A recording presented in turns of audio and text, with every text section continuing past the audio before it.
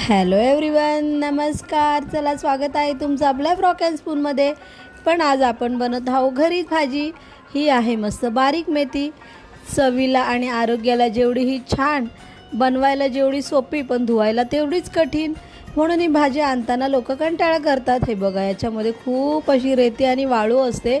त्यामुळे आपल्याला ही भाजी वरच्यावर पाणी टाकून आणि असं गाळून ही धुतली की छान अशी होते. हे बघा, एकदम सोप्या इन्ग्रेडियंटमध्ये ही भाजी खूपच छान बनते. पण हिला धुवायला 4 ते 5 वेळा लागतात आणि ती गाळून धुवावी लागते. हे बघा, आणि याच्यामध्ये आपल्याला तेल घेऊन थोडंसं मिरची, कांदा, म्हणजे आपण नॉर्मली जशी बनवतो तशी, आणि ही कांदा लाल झाल्यानंतर हे बघा अशी भाजी टाकून ही फक्त वाफेवर बनवली की खूपच छान होते. याच्यामध्ये तुम्ही मुगाची डाळ किंवा बटाटा घालूनही छान होते, पण मी ही अशीच बनवली.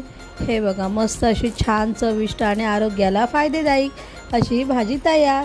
आणि चव तर वा